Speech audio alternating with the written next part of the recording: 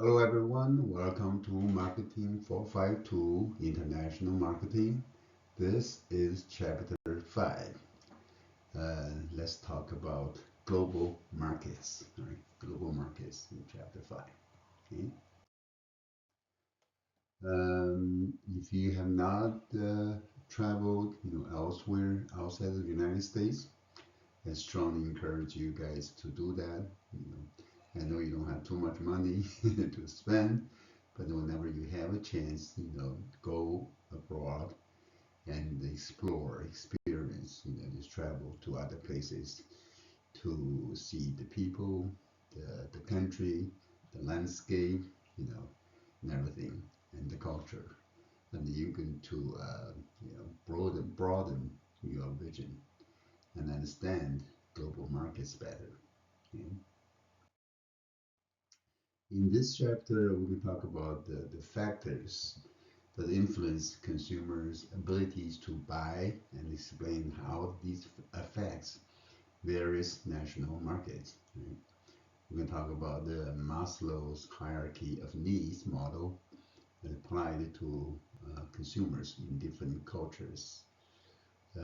Give examples of how consumer behavior is similar across cultures and examples of how it may differ from one country to another. Okay? Describe segmentation options from consumer markets abroad and why B2B markets vary in buyer needs and behavior from one country to another. Okay? Special qualities of national and multinational global buyers, and the 5 screens that foreign company must pass through to win a government contract, and also bribery in international contracts. First, you need to understand that there is a market and there is buyers, right? You need to understand markets and buyers, and also business markets. Business markets, that is, selling to businesses. Okay?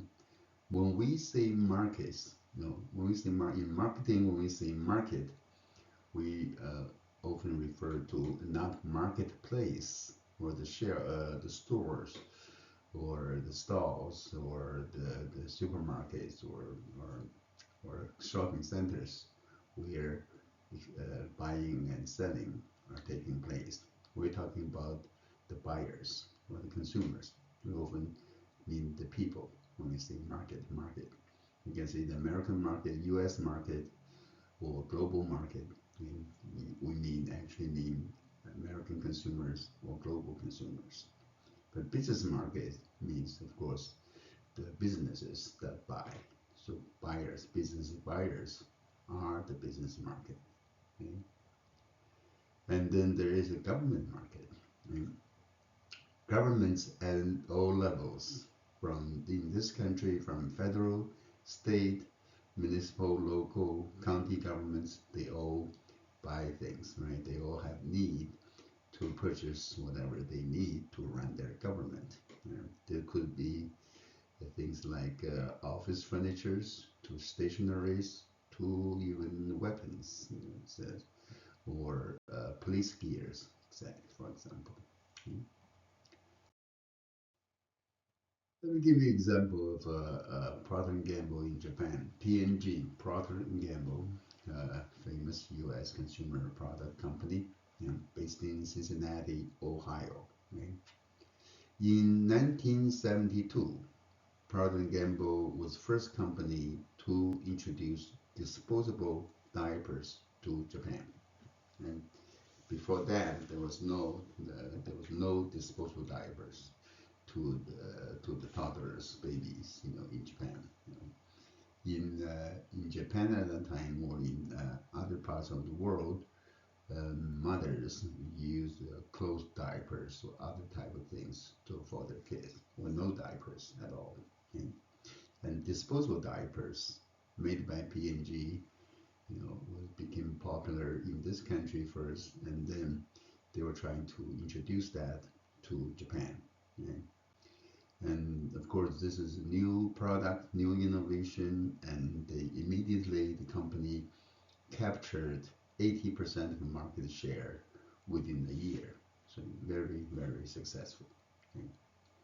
But by 1985, uh, only 13 years later, P&G's market share has plunged to 8%, and the subsidiary in Japan is losing $40 million a year. Now, why is it happening? Why? What happened? Yeah. What happened was actually the Japanese companies, caught up and started to offer their version of disposable diapers. Okay? And also the P&G diapers are just like what we have here in the American market. It's just like a big, bulky, very thick.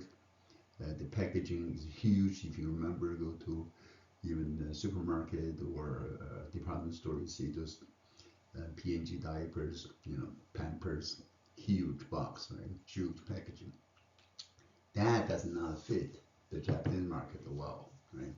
Initially, the Japanese had no choice, but then later on, the Japanese competitors of P&G started to offer like smaller diapers, thinner diapers, and also in smaller packages, so that fits, Japanese homes, which are smaller than American homes.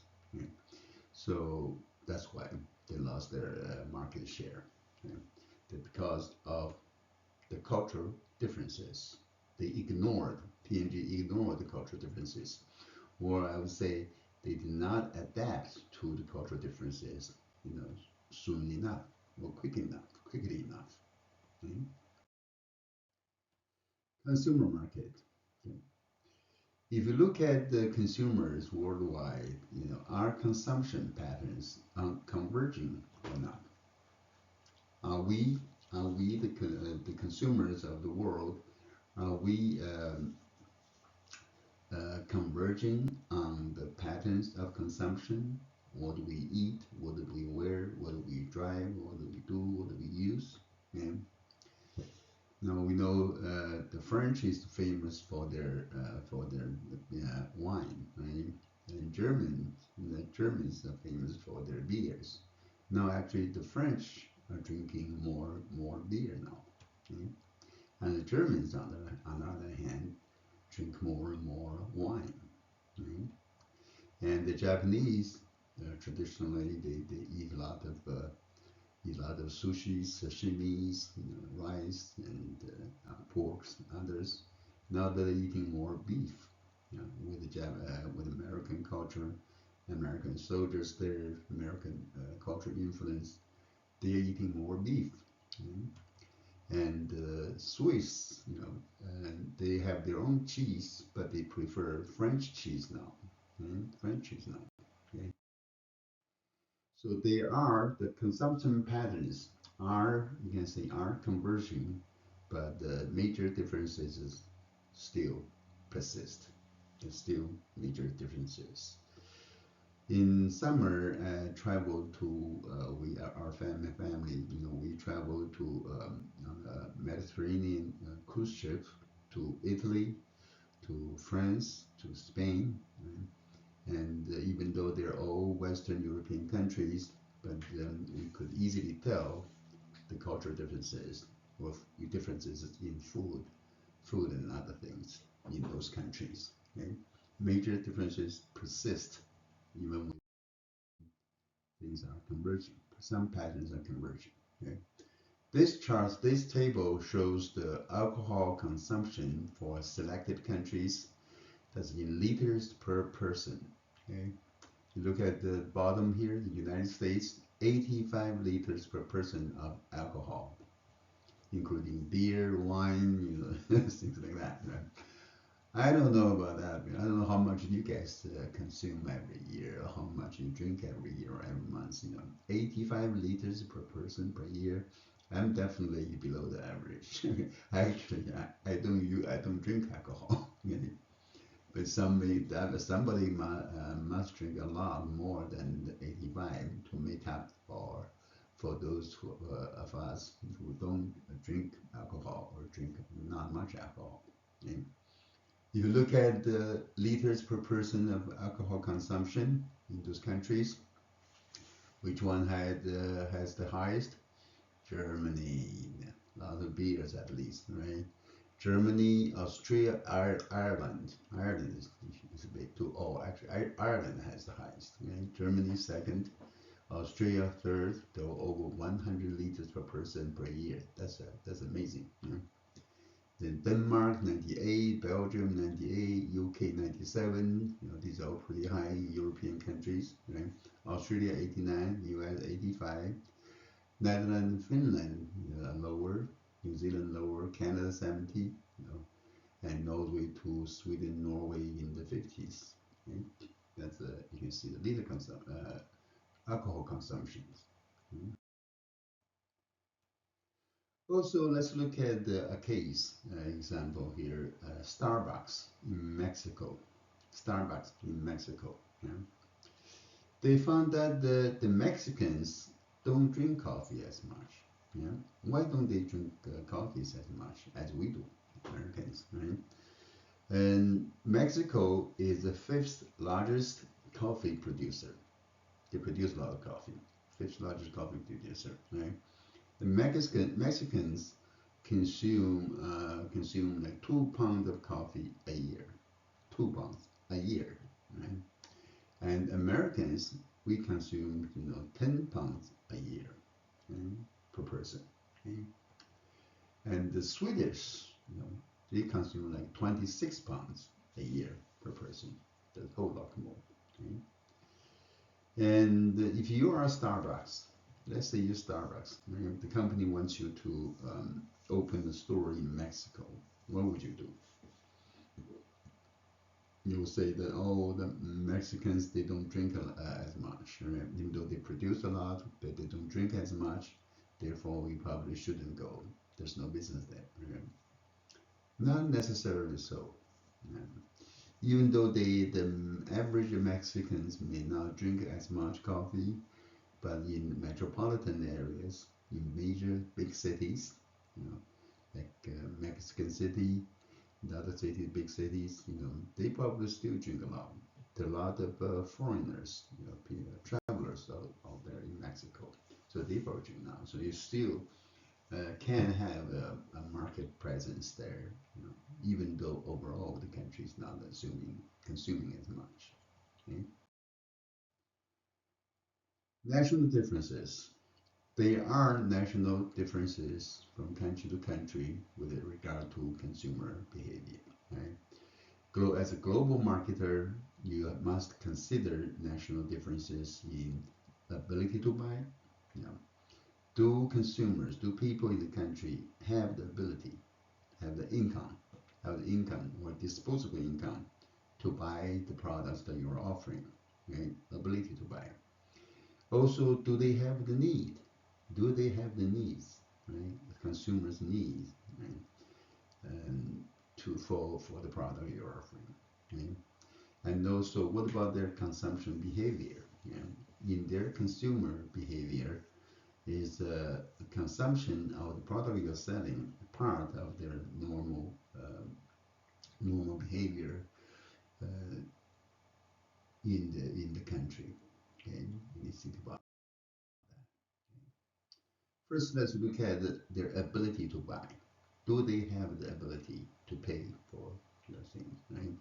Of course, with regard to ability to buy, you need to look at the per capita income.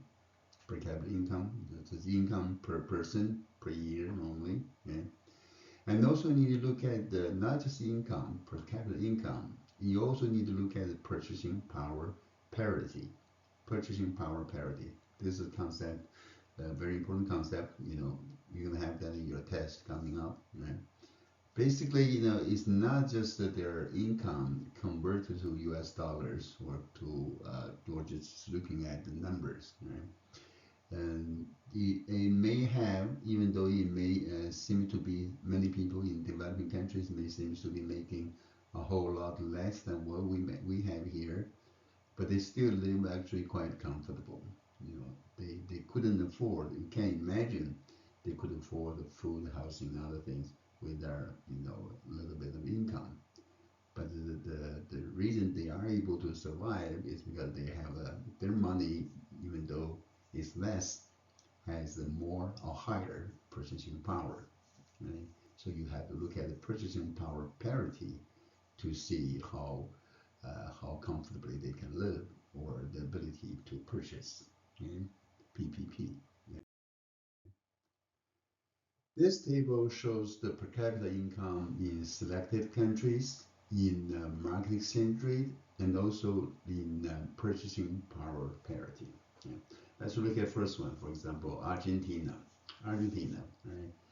Their per capita income, if according to the exchange rate, okay, market exchange rate is $8,146 per year. $8,000 per year, $8,100 per year. That's if their money, Argentina, I think it's Argentina peso, converted to US dollars. Okay? But with that money, if they were to make that people were making that money, much money in this country, you will feel that they're going to be under the poverty line. Right?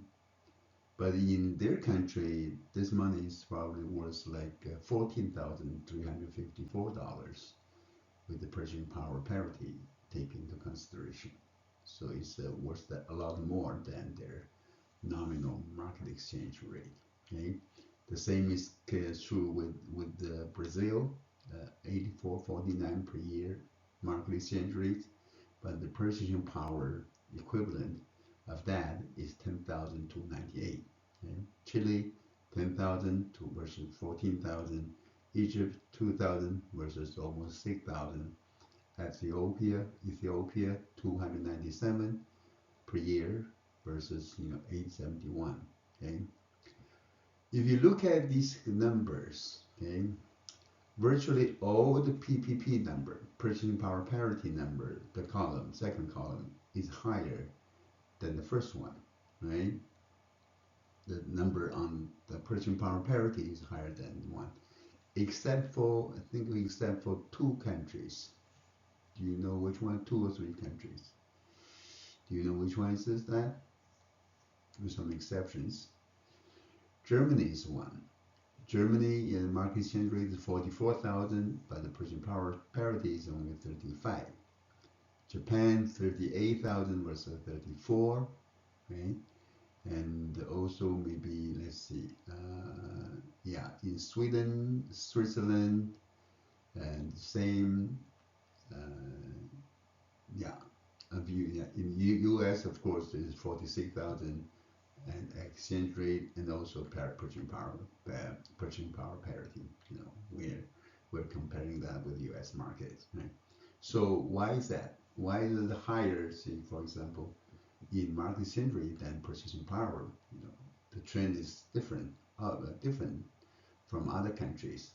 In the case of Japan, Germany, and Switzerland, for example, okay, UAE. This is because the price levels, the consumer products, the price levels, price for food, in the industrial products, housing, clothing, all those consumer products are more expensive in those countries than in the United States. If you travel there, you notice difference. Okay? Also, patterns of consumptions are different from country to country.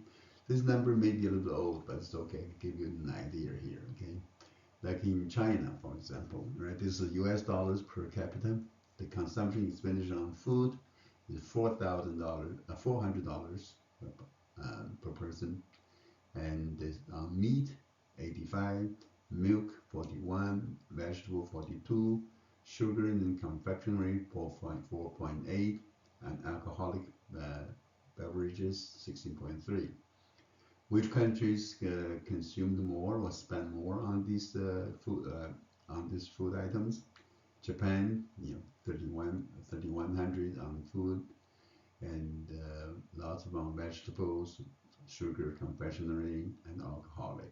Okay, I see French spend a lot on milk and cheese and food.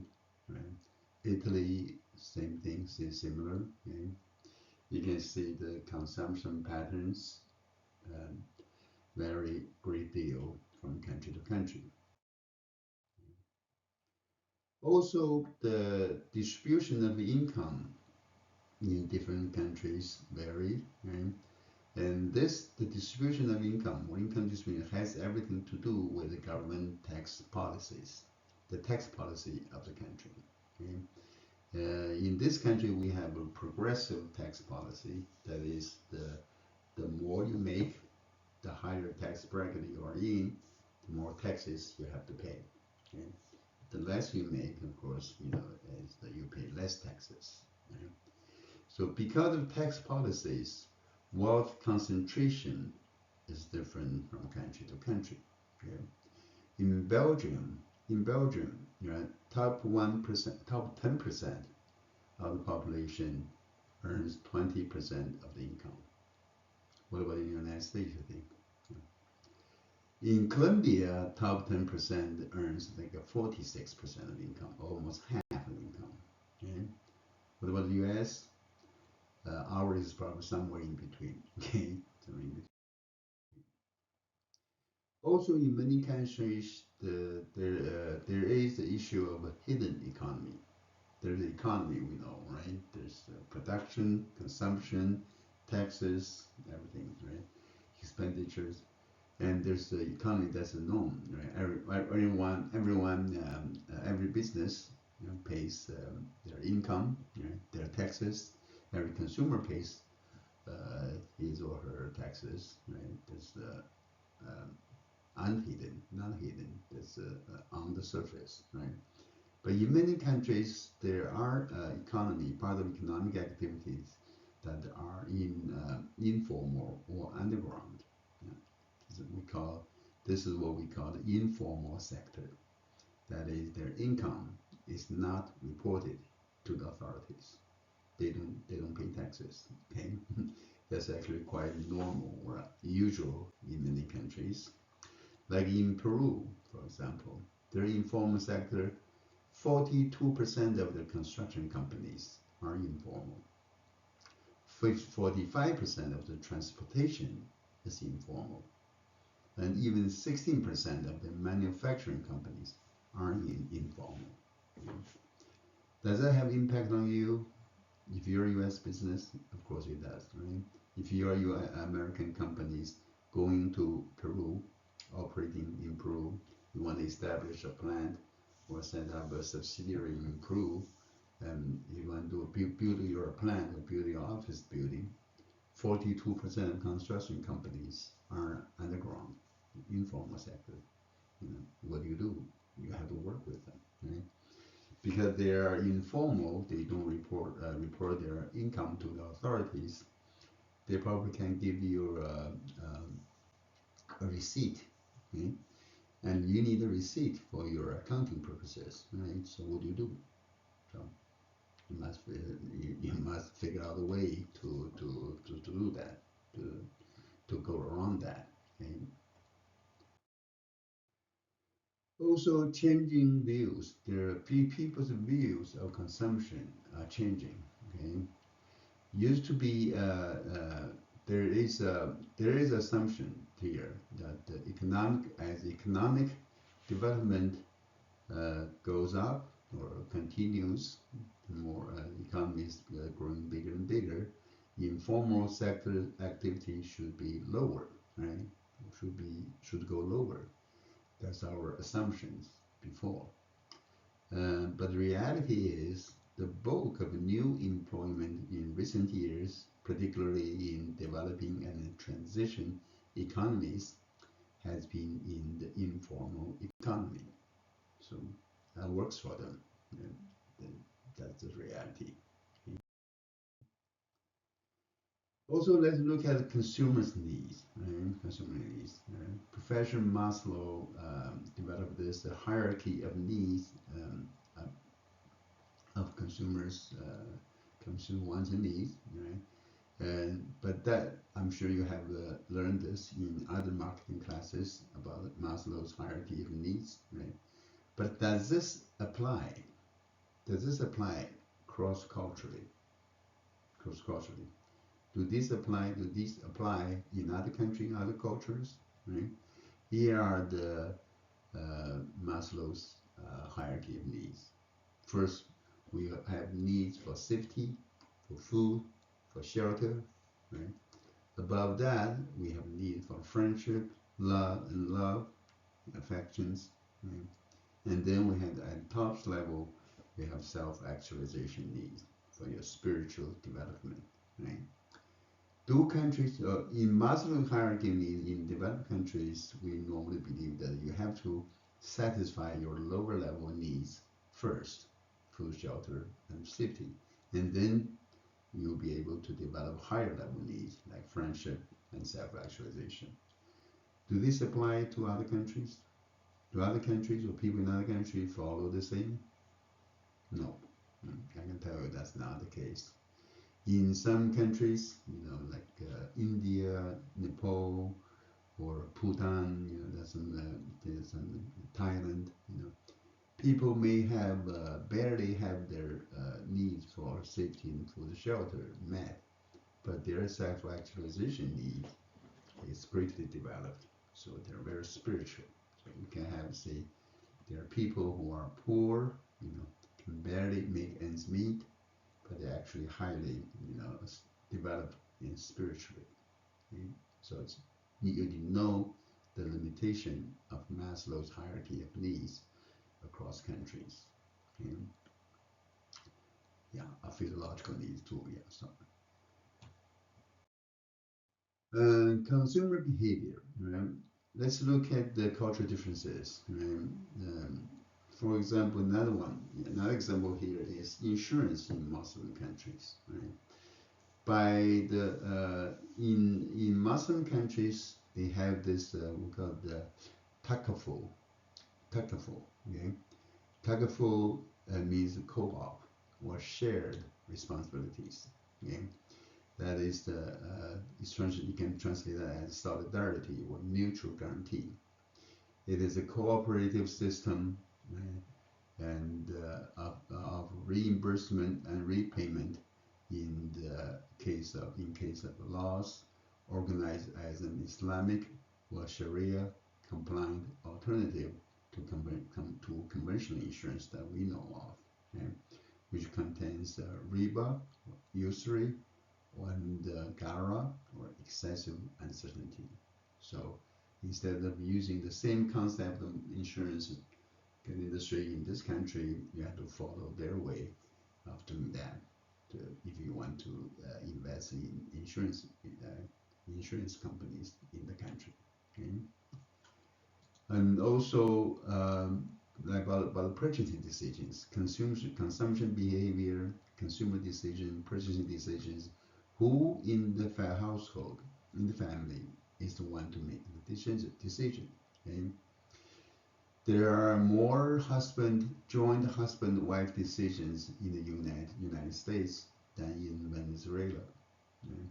In Venezuela, more likely, it's just the husband who make decision, whereas in the U.S., it's husband and wife together making the decision. And also, people of the world have their favorite colors, right? And I'm sure you have your own favorite color, right? What's your favorite color? Well, what is the world's favorite color? I already gave you the answer here, right? It's actually blue. Okay, the color blue is the universally favorite color of choice. Yeah. Why? Well, there could be many reasons. We can see some may argue, say, because the sky is blue or the oceans are blue, right, or whatever, But for whatever reason, and blue is the universal favorite color of the world. Okay? Many colors elicit different responses. Okay? Like this color, purple, dark purple. Dark purple, it means something expensive in Japan, China, and South Korea. And then something expensive and something belonging to the royal families, they use this dark purple color, right? The light purple means something cheap in the USA. So you can see the differences, different responses from colors. Okay. Let's talk about segmentation. You have learned this in your other marketing principal marketing class about segmentation. You already know segmentation, right? A segmentation is a marketing technique that targets a group of customers with specific characteristics. It may be the youth segment, right? The youth segment or the elderly segment, retirees or working professionals, male consumers or female consumers, blah blah blah. Okay, so segmentation. What are the characteristics of a segment? If you identify a segment, what are the characteristics of a segment? Okay, first is homogeneous. Homogeneous. When you identify a segment, it should be homogeneous within the segment. Consumers, people are more or less similar, very similar to each other with regard to their income, their consumption, their needs, and everything. And the segment should secondly, your segment should have the profit potential. There must be some profit potential for you to target that segment. Otherwise, if they cannot afford or they don't have the income to pay to purchase, it's not really a segment, meaningful segment. Okay? And thirdly, you need to have the ability to measure the group, okay? And, and fourthly, you need to be able to communicate to the group. Because once you identify a group, there is a profit potential, and you're able to measure the group. And then, how do you reach the group? How do you get your marketing promotional message to the group? Right? You have to have a way to reach them. Okay? So that's the four characteristics of a meaningful segment. Okay? Global segment. What is global segment? There's a transnational consumer segment based on age, social class, and lifestyle. Yeah. Can you think of a global segment? Okay. You can pause for a second and think about this. For a minute to think about this.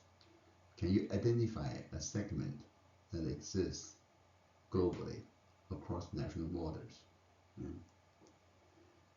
I can tell you one or two.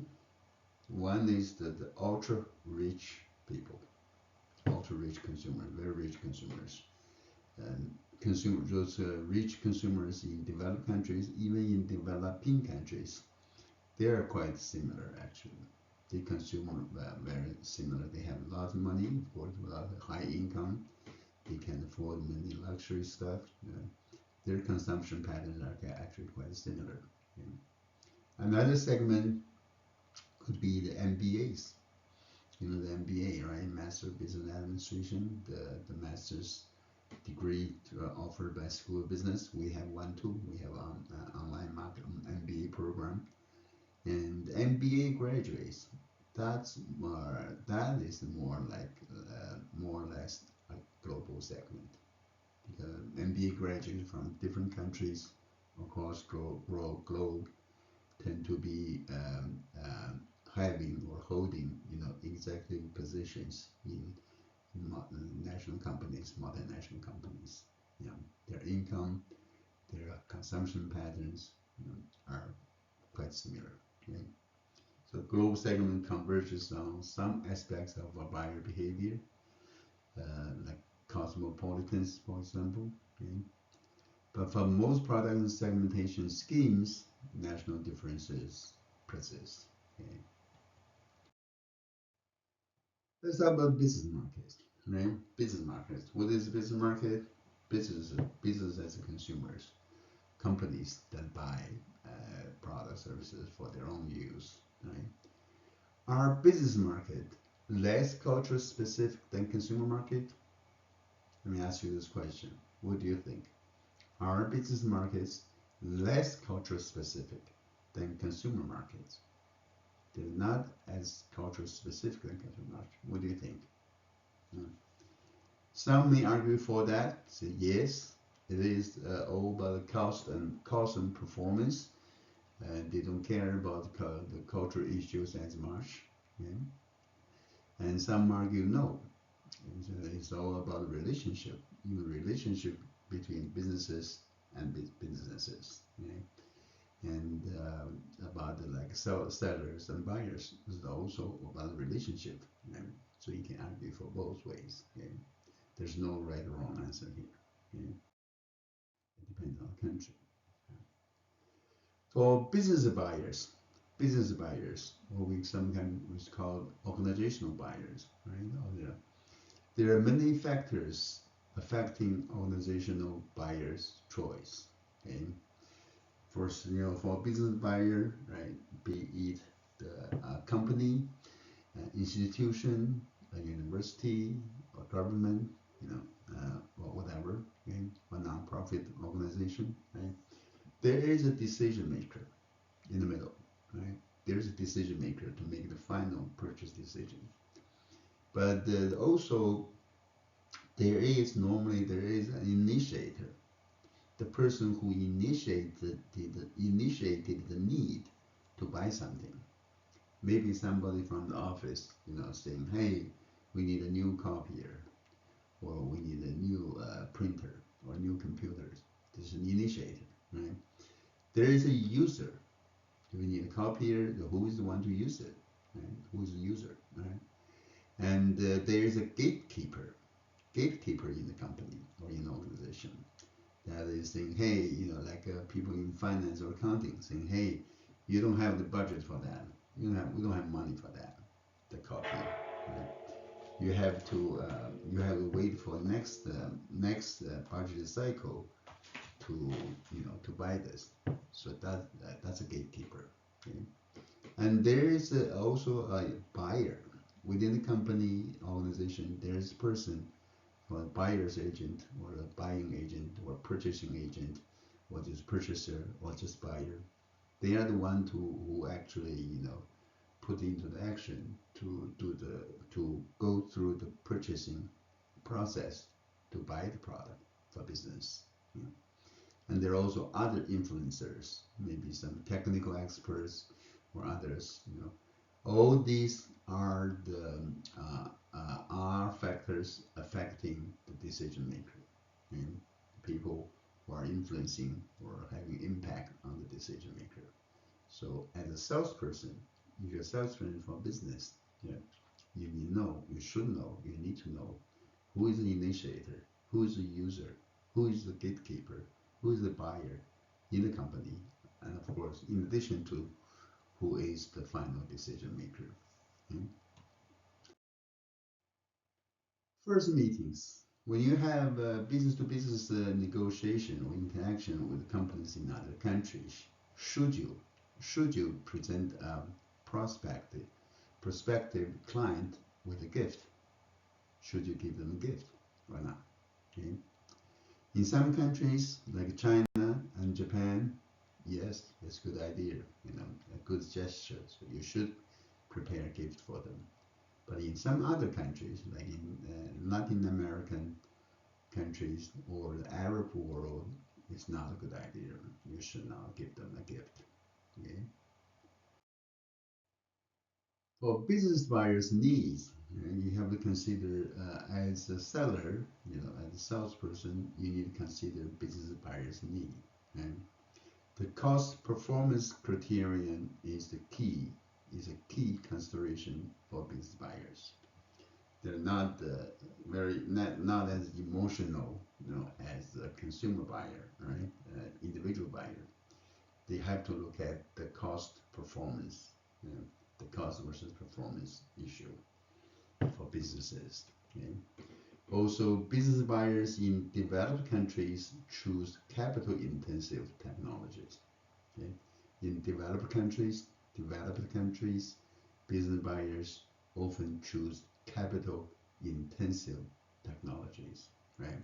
It's because the capital is cheaper and labor is more expensive in developed countries. You know, capital cheaper, labor more expensive in developed countries. Business buyers in developing countries, though, on the other hand, usually choose labor-intensive technologies. Okay, why do they choose more likely to choose labor-intensive technologies? Is because the labor is cheaper in those countries, right? Whereas capital is more expensive. Okay, you have to know the key differences here. Okay, key difference here. This table shows the labor compensation per hour for selected countries, per hourly compensation rate. The number is kind of old, but to give you an idea here. It also shows changes from 1995 to 2000, 2005, right? The first one, United States, you can see that in 1995 it was about $20 per hour, right? And to 2000, $25, 2006, over $30 an hour on average, okay? And this, you can see our compensation rate, rate is higher, among the highest. Also on the high end are countries like Norway, the Netherlands, France, and Austria. Okay. On the lower end, countries like in Slovakia, right? In Mexico, okay? In Czech Republic, are lower. Okay? You can see the dollars calculated using PPPs in the as a labor compensation per hour in those countries. Okay? Developing business relationship. How do you develop a business relationship with the other partners? Okay? Cross-cultural negotiations are a particular challenge to you. You're gonna see the challenge of cross-cultural negotiations when dealing with your foreign buyers, purchasers. Okay? The Russian tactics seems to be they're very emotional.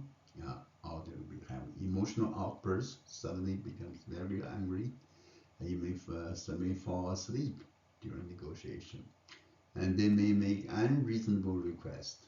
Okay? There's nothing right or wrong here, right? It's just their way. So as long as you understand that that's their way and their tactics, you know how to deal with them, right? American tactic is like we like to negotiate clear contracts. We want everything in writing, written format, clearly specified everything, all the details. Okay. While the Chinese prefer to establish a personal trust relationship first before they enter a contract with you. Okay. So that's just differences in developing business relations with people in different countries. Okay? Government markets. Government markets. Okay? If you are to sell to a government in this country or in other countries, right? The governments, uh, when they buy, they have a different process. It's not like when we buy something, when consumers buy something, you just um, drive to the store and buy it or pay with a credit card. And the government doesn't normally do that, right? They use a different procurement process, right? And that procurement processes vary by country, right? Oftentimes they use a bidding process. Bidding, right? Contracts will go to the lowest bidder. They say, for example, this government say, hey, we want to have upgrade our computer system, right? We want to buy 200 computers plus networking equipment, and this is what we want. This kind of CPU, speed, RAM, monitors, keyboards, everything, right? And printers and networking gears. And they say this is how much, what we want, and they ask the companies, domestic or international, say, give me your bid. Right? Put them in the envelope, a sealed bid. Turn that sealed bid in by the deadline. Okay, after the deadline, the government will open all the bids, all the sealed bids, and see which one is the lowest. Because everyone must meet the requirement, the standards, or the specifications, in the proposal, invitation to proposal for bidding. So everyone should, every bidder should have met all the requirements. Now the government only need to choose one that is the lowest, and the lowest bidder gets contract. Okay? But more sophisticated projects may demand more complicated bidding processes. Okay? They may have the whole big projects, like building a dam, building a reservoir, building a hospital. They have more complicated processes. Bribery, right? In dealing with the government market, there's often the issue of bribery. Okay? What is bribery? This is going to be in your test. Bribery is giving something of value to an individual in a position of trust to influence judgment or behavior. Okay? Again, bribery is giving something of value to an individual in a position of trust to influence judgment or behavior. In other words, you give them something value, like money or an expensive gift or other things of value, give someone in the government position, high ranking, high positions, so as to influence the decision, their judgment. So they're going to rule or they're going to make a decision in your favor to get you the contract or whatever, or get you a better price, better deal. Okay? Of course, it is illegal. Okay? Government employees are trusted to do what's best for the public good, but oftentimes, of course, we know they don't do that, right? A lot of corrupt officials, right? Government corruption is more prevalent in emerging markets.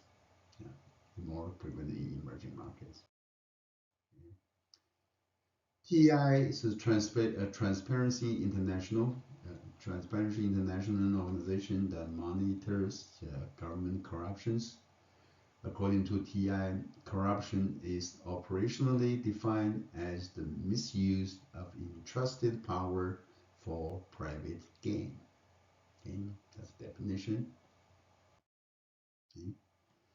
And the TI actually publishes our corruption perceptions index. Right? They also compile a bribe payers index. And there are also other good resources on the Transparency International website, like country surveys, several countries.